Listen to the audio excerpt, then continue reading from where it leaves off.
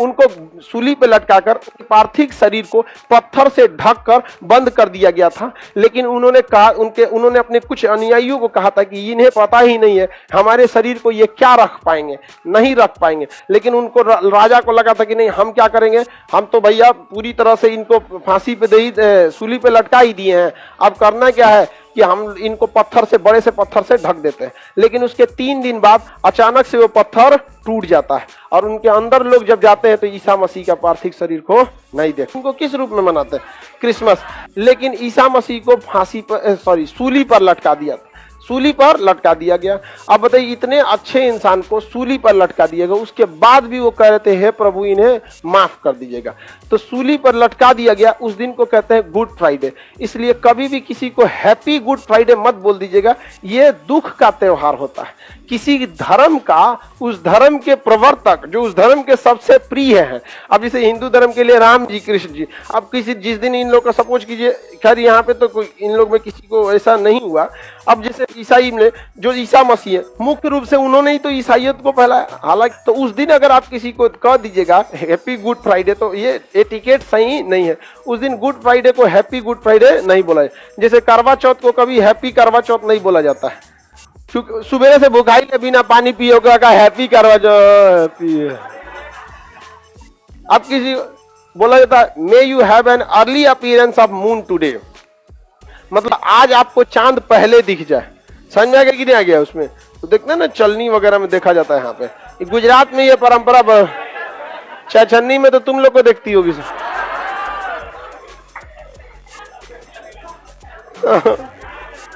छछन्नी में जिसका कंफर्म नहीं हुआ रहता उसको वेटिंग लिस्ट में छछन्नी है, निकल यहाँ पे, तो ऐसे कई को हट जाएगा इसमें। समझ में आ गया कि नहीं आ गया? दूर से देखोगे तो एक अटेगा, झांक के देखो कई को हट जाएगा। और छछन्नी में, और अगर बेरोजगार रह गए तो सुई के बीचों में जो छेद निकल यहाँ से, छन्नियों पर जगह नहीं रहेगा आप लोग का।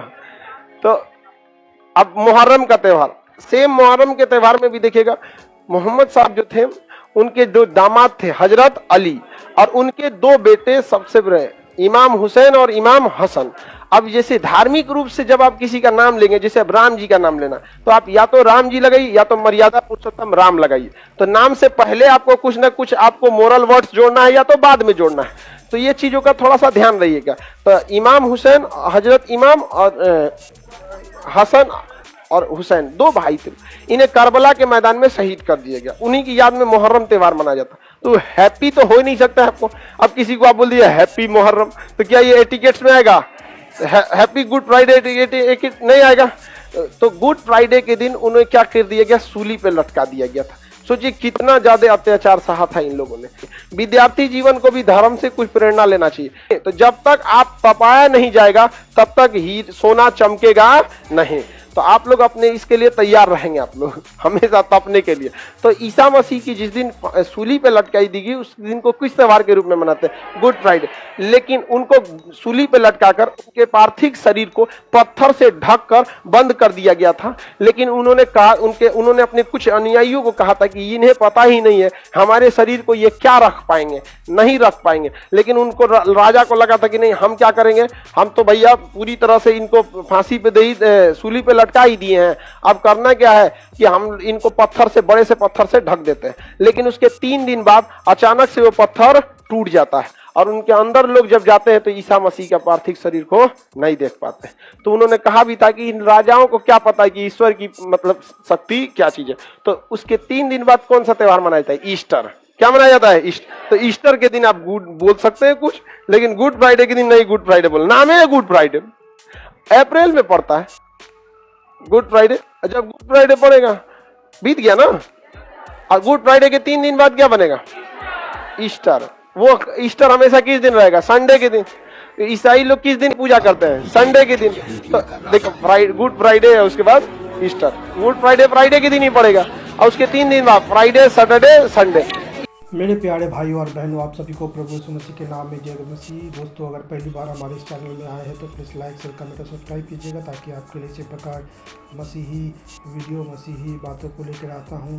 तो दोस्तों, आपने देखा यहाँ पर खान सर किस प्रकार परमेश्वर यीशु की महिमा कर रहे हैं, उनके गुणगान कर रहे हैं और गुड फ्राइडे और ईस्टर के विषय में कुछ बातों को बता रहे हैं। यहाँ पर बाइबल वचन में कहता है मत्ती 5 अध्याय 44 और 45 में, इसलिए यीशु के सदृश होने के लिए जो उन पापियों से भी प्रेम करता था जिन्होंने उसे क्रूस पर चढ़ाया और उसका उपहास किया।